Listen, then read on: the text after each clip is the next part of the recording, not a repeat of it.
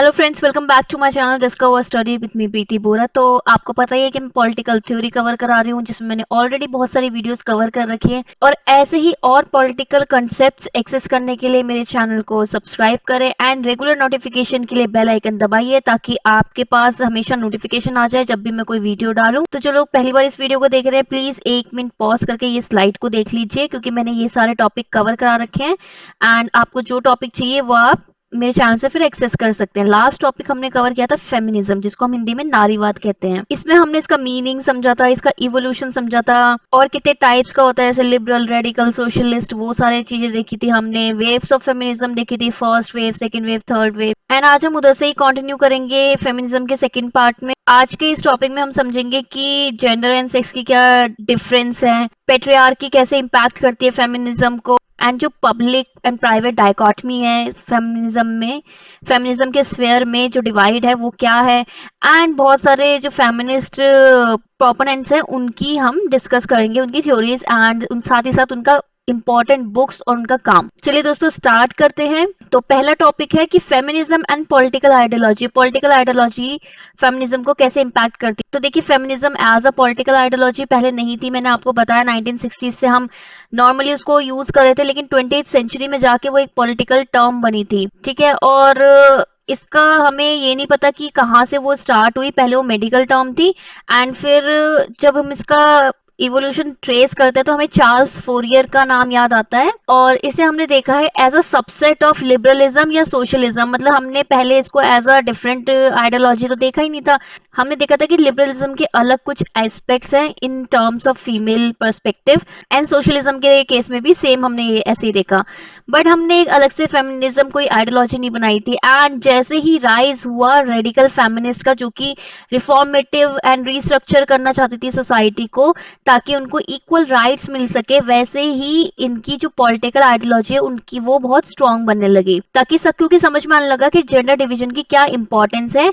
और अभी industrial revolution के बाद ये क्लियर हो गया कि वुमेन का जो रोल है ना सोशल स्फेयर में, इकोनॉमिक, पॉलिटिकल, वो काफी बढ़ रहा है। तो आपको उनको एक रिकॉग्निशन देनी पड़ेगी। देन फेमिनिज्म, जैसे मैंने आपको बताया था, इवॉल्व हुआ था लिबरल फेमिनिज्म, मार्क्सिस्ट या सोशलिस्ट फेमिनिज्म जिसको बोलते हैं, एंड देन रेडिकल फेमिनिज्म। ये मैं लास्ट वीडियो में ऑलरेडी डिस्कस कर चुकी हूँ आपसे। तो इसके रीजंस क्या थे, देखिए ये रीजंस हैं। फर्स्ट की जो पब्लिक प्राइवेट डिवाइड है वो, सेकंड पेट्रियार्की, थर्ड जो जेंडर डिस्क्रिमिनेशन है। इसमें मैं आपको आज पता चलेगा कि सेक्स एंड जेंडर में बहुत बड़ा डिफरेंस है, दोनों को हम इंटरचेंजेबली यूज नहीं कर सकते। एंड लास्ट हम देखेंगे कि इक्वालिटी एंड डिफरेंस क्या है, और उसके बाद हम फेमिनिस्ट के कुछ प्रोपोनेंट डिस्कस करेंगे।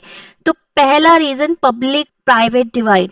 देखिए लिबरल ट्रेडिशन, अब देखिए कहने को तो लिबरल है, लिबरल की जो मेन अगर आप देखोगे कि किस पे बेस है, वो है इंडिविजुअल राइट्स पे बेस्ड, कि इंडिविजुअल के राइट्स होने चाहिए, उनको फ्रीडम होनी चाहिए। लेकिन ये इंडिविजुअल राइट्स भी किसी एक पर्टिकुलर ट्रेडिशन में, किसी एक पर्टिकुलर इंस्टीट्यूशन में लिमिटेड है, यानी कि रिस्ट्रिक्टेड है।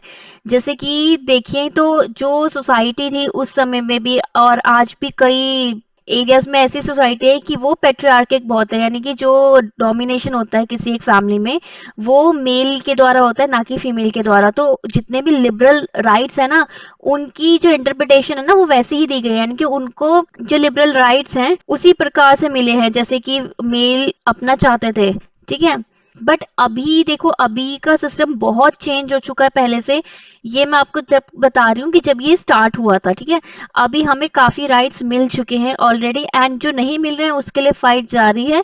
और ऐसा ही नहीं है कि सिर्फ वुमेन ही हमारे साथ लड़ रही है उस राइट्स के लिए, काफी मेल्स हैं जो कि बहुत ही ज्यादा सपोर्टिव हैं, and they are also fighting for our right. तो एक डायकॉटमी है, डायकॉटमी में होता है कि बिल्कुल ही जो क्लैश हो जाता है, कि अजीब सी नहीं होता कि पब्लिक स्फेयर में और प्राइवेट स्फेयर में बिल्कुल अलग चीज जो होती है, ठीक है। तो उसमें जो फैमिलीज है ना, वो कुछ चीजें हैं जो एक्सक्लूड करती है, यानी कि वो काउंट ही नहीं करती फैमिली में।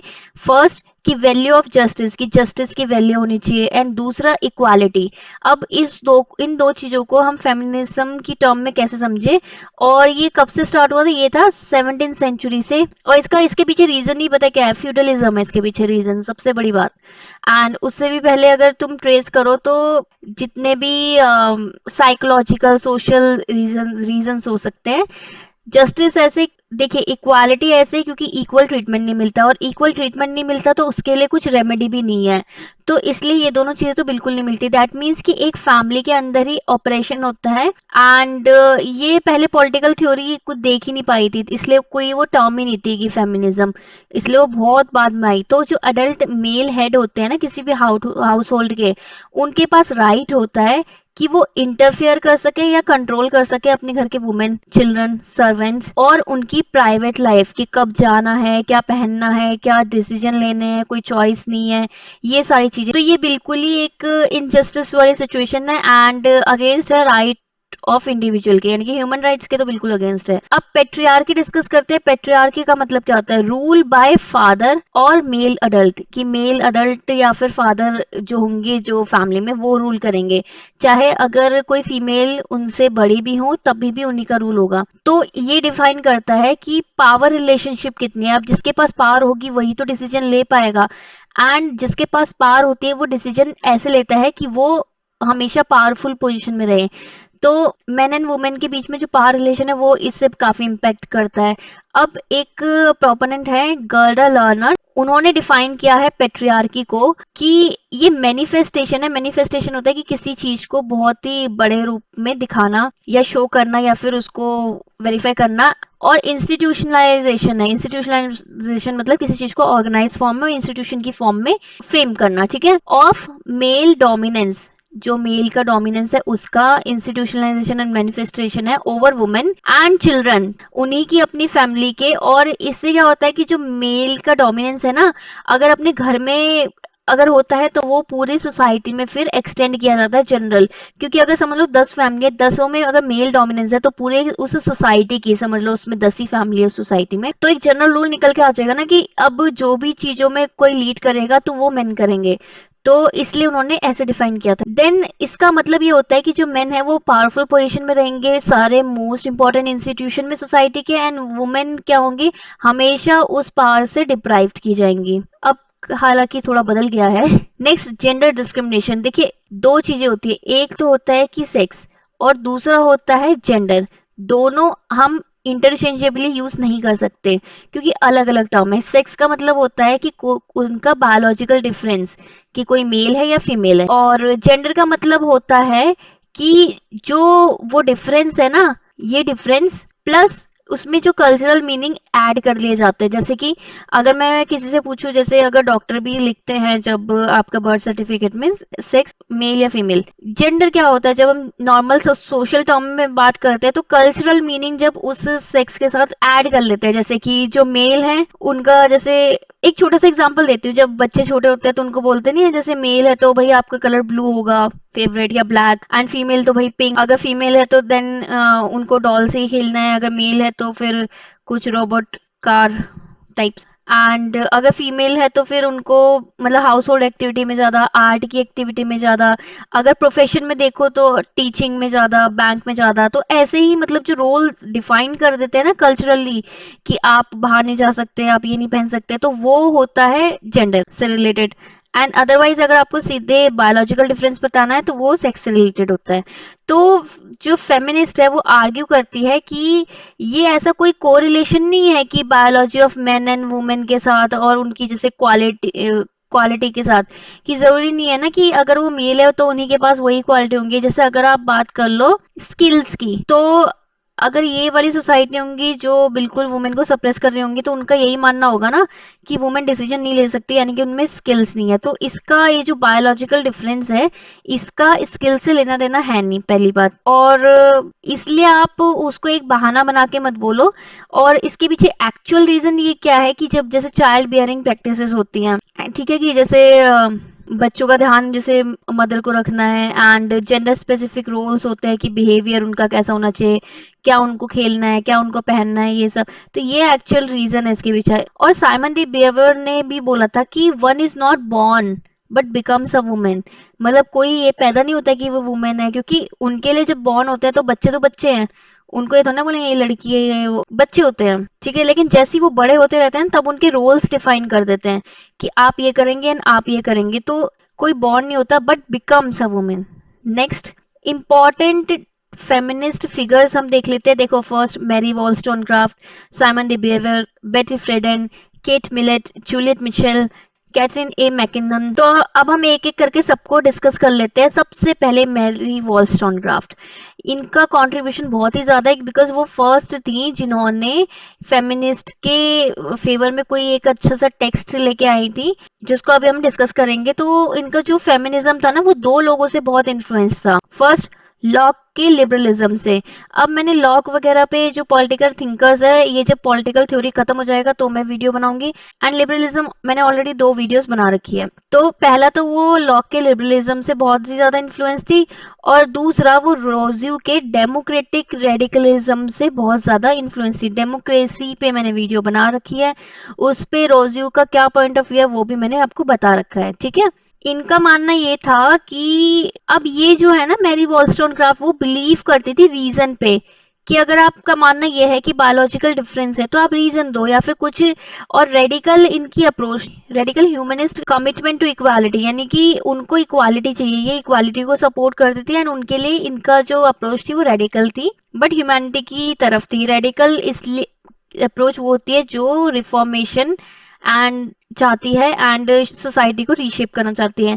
इनका जो इम्पोर्टेंट वर्क आया वो आया 1719 में। देखिए, इतनी पहले, जब फ्रेंच रेवोल्यूशन हो रहा था ना, तो फ्रेंच रेवोल्यूशन के बाद, मतलब फ्रेंच रेवोल्यूशन के बेसिस पे जो भी उन्होंने देखा मेन एंड वुमेन के बारे में, तो उस पे आधारित है इनके ये दोनों काम, ठीक है। तो पहला इनका जो काम था वो था a vindication of rights of the men. देखिए, विंडिकेशन का मतलब क्या होता है? विंडिकेशन का मतलब होता है कि अगर आपको लगता है कि कुछ चीज सही है, तो आप कैसे दूसरों के सामने वो प्रूव करते हो कि वो सही है, जिनके डिफरेंट व्यूज हैं। तो यानी कि एक सही फेस दिखाना लोगों को। और इनका ये जो प्रैक्टिस थी, ये इन्होंने क्रिटिसाइज किया था स्ट्रक्चर और practices of British government. And ये चाहती थी कि राइट ऑफ ह्यूमैनिटी होना चाहिए, यानी कि सबको इक्वल राइट्स मिलने चाहिए।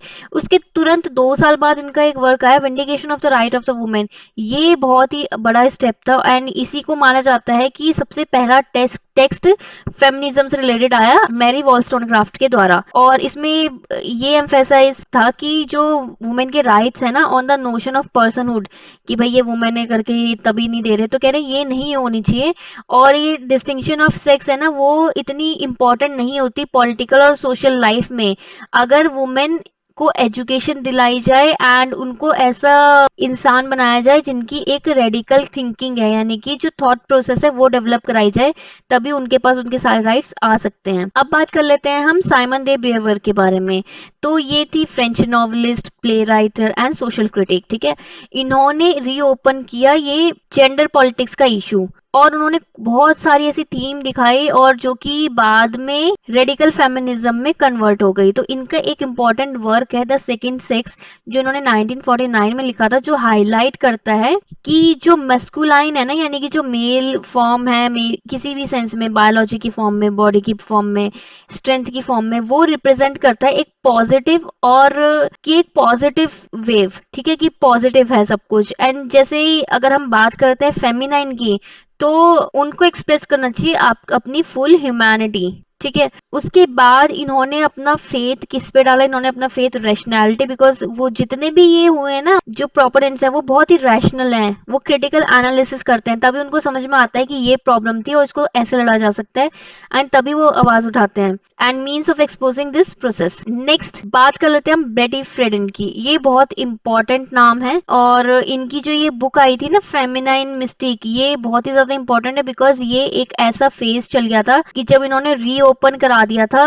फर्स्ट वेव ऑफ फेमिनिज्म, और इसी बुक से इन्फ्लुएंस होके second wave of feminism I थी। तो इसलिए इनका वर्क बहुत ही ज्यादा इंपॉर्टेंट है। ये यूएस की पॉलिटिकल एक्टिविस्ट थी, एंड इनको हम women, mother of women's liberation भी कहते हैं। तो ये क्वेश्चन आ सकता है कि मदर ऑफ वुमेन्स लिबरेशन किसे कहते हैं? इन्होंने अटैक किया था कि जो कल्चरल मिथ्स हैं, जिससे कि जो डोमेस्टिसिटी है, डोमेस्टिक मतलब कि क्या होता है कि घरेलू, जो आप घर में जैसे नहीं होता कि डोमेस्टिक एनिमल जिसको हम पाल सकते हैं, ऐसे ही हमारा क्या था कि वुमेन को हम ऐसे ट्रीट करते थे कि हाउस होल्ड वर्क के लिए ही हैं। और इन्होंने वो फ्रस्ट्रेशन भी दिखाई जो उनके अंदर था रिलेटेड टू सब अर्बन अमेरिकन वुमेन, इनकी कंडीशन को देख के, जो कि कन्फाइन की गई थी सिर्फ दो रोल में, एक कि वो हाउसवाइफ बन सकती है और दूसरा वो मदर बन सकती है, दैट्स इट।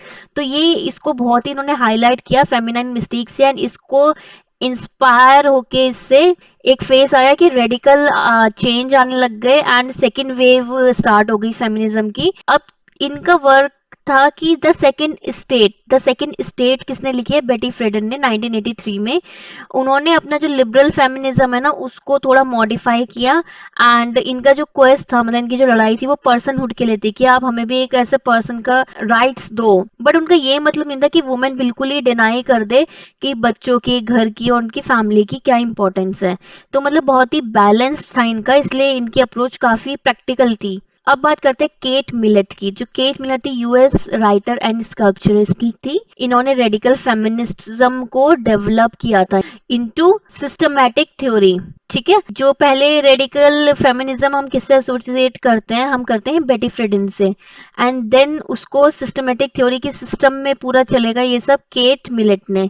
और वो बिल्कुल ही क्लियरली समझती थी कि लिबरल और सोशलिस्ट ट्रेडिशन के क्या इंपॉर्टेंट है और कैसे उनको अलग रहना चाहिए। तो इनकी एक बुक आई थी सेक्सुअल पॉलिटिक्स, और जिसमें उन्होंने पोर्ट्रे किया था कि जो पेट्रियार्की है ना वो सोशल कांस्टेंट है। यानी कि सोशली कांस्टेंट मतलब होता है कि कोई चीज जो चेंज नहीं होती, तो सोशली अगर कोई चीज कांस्टेंट हो जाती है तो वो हर एक पॉलिटिकल, सोशल, इकोनॉमिक हर एक स्फेयर में चलती आती है, एंड वो आगे भी चलते रहे उसके लिए क्या कर लेते हैं, सोशल कंडीशनिंग। आपने सुना होगा ना, ये सोशल कंडीशनिंग कर लेते हैं कि लोगों की जैसे थिंकिंग है कि वही फॉलो करना है, चाहे अगर तुम कुछ चेंज ला रहे हो तब भी वो बिल्कुल ऐसे माइंडसेट हो जाता है कि वो जिन्हें चेंज नहीं करना। और ये ऑपरेट कैसे होते हैं, ये ऑपरेट होती है कि through the structure of family, कि हर एक फैमिली को बता दिया जाता है कि भाई ये नॉर्म्स हैं, ये अपना रखे हैं फैमिली सोसाइटी ने, तो आप सभी को फॉलो करने हैं। तो फैमिली क्या है, जो पेट्रियार्की है उसका चीफ इंस्टीट्यूशन, जैसे भी मैंने कहा था, जैसे आप मान लो 10 घर है, वो वाला एग्जांपल।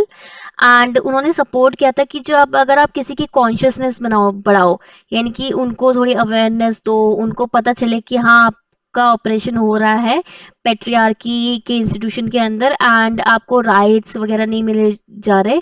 तो वो चाहती थी कि ऐसे उनकी अवेयरनेस बढ़े लोगों की, वो बोले उसके अगेंस्ट, एंड ऐसे रिप्लेस हो ये जो कन्वेंशन फैमिली है इनका ऑर्डर। नेक्स्ट बात कर लेते हैं जूलियट मिचेल की।